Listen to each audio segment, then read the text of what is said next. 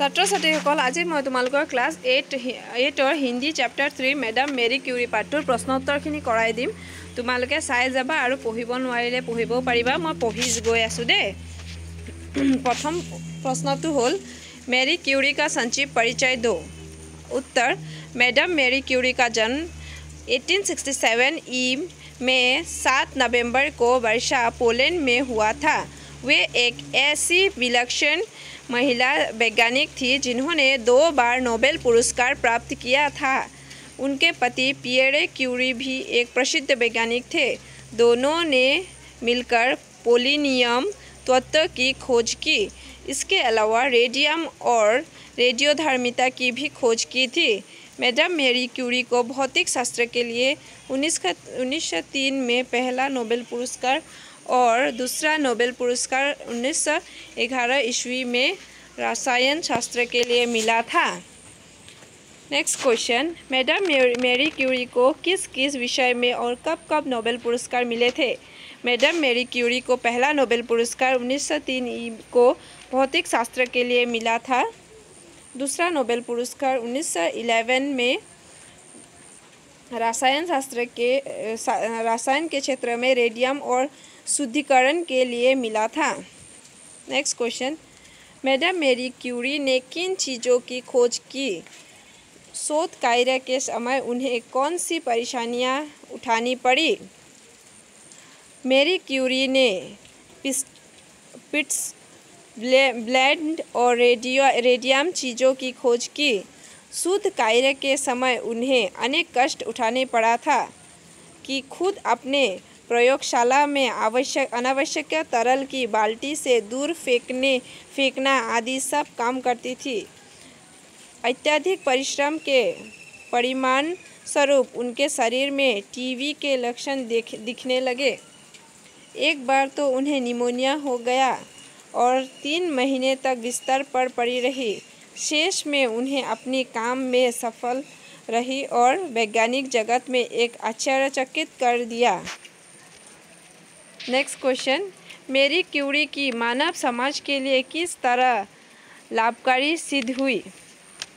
मेरी क्यूरी की खोज मानव समाज में अमूल्य अवदान है, क्योंकि मेरी की वैज्ञानिक आविष्कारों की मानव सेवा के उपकरण के रूप में प्रयुक्त किया, जैसे चिकित्सा शास्त्र में उनके आविष्कार का प्रयोग है। इसलिए आज उनकी योगात्कारी खोजों और मदन कल्याणकारी कार्य को हमेशा याद रहेगा। नेक्स्ट क्वेश्चन, रेडियोधर्मी रेशमियों की कौन सी विशेषता है? रेडियोधर्मी रेशमियों की विशेषता यह है कि कोई हीरा असली है या नकली, इससे पता लगाया जा सकता है। इन रेशमियों की सहायता से मनुष्य के शरीर के अंदर के भाग को भी देखना संभव हो गया। इससे भी महत्वपूर्ण बात यह है कि रेडियम कैंसर जैसी जानलेवा बीमारी पर भी बहुत प्रभावकारी है। मेरी क्यूरी की मृत्यु पर अल्बर्ट आइंस्टाइन ने क्या कहा था?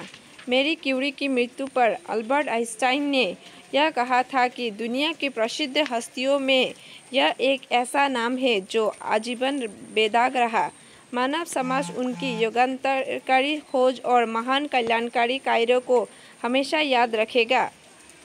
आज मैडम क्यूरी इस संसार में नहीं है, परंतु विश्व की सभी महिलाएं उनके जीवन से प्रेरणा ले सकती है। এতিয়া চোৱা, सही उत्तर चुनकर लिखो। কোনটো শুদ্ধ उत्तर ইয়াত ऑप्शन दिया আছে 3টা। मैडम मेरी क्यूरी की बड़ी पुत्री का नाम आयरीन पियरे जूलियट था। की आছিলে? आयरीन। पियरे क्यूरी की मृत्यु सड़क दुर्घटना, बीमारी, बुढ़ापा के कारण हुई। दुर्घटना के कारण। नेक्स्ट, मेरी क्यूरी को दूसरी बार भौतिक शास्त्र, रसायन शास्त्र, अर्थशास्त्र के लिए नोबेल पुरस्कार मिला। भौतिक शास्त्र के लिए मैडम क्यूरी को मधुमेह, कैंसर, एनीमिया की बीमारी हुई थी। पोलैंड, फ्रांस, भारत, इटली में मैडम मेरी क्यूरी का जन्म हुआ था। ক'ত হৈছিল? पोलैंड। এতিয়া खाली जगहों को पूर्ति करो। क्यूरी दंपति का यह शोध कार्य धैर्य, देश और देश के मिसाल है। क्यूरी दंपति का यह शोध कार्य धैर्य, अध्यवसाय और आत्मसमर्पण को मिसाल थी।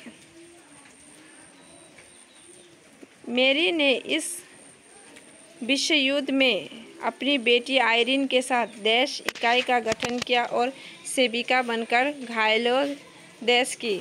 मैरी ने इस विश्व युद्ध में अपनी बेटी आयरीन के साथ एक्स-रे इकाई का गठन किया और सेविका बनकर घायल सैनिकों की चिकित्सा की। मानव समाज की देश खोजों और महान देश कार्यों को हमेशा याद रखेगा। मानव समाज उनकी युगांतरकारी खोजों और महान कल्याणकारी कार्यों को हमेशा याद रखेगा। এইখিনি আছিলে প্ৰশ্ন উত্তৰ। তোমালোকে পঢ়ি যাবা।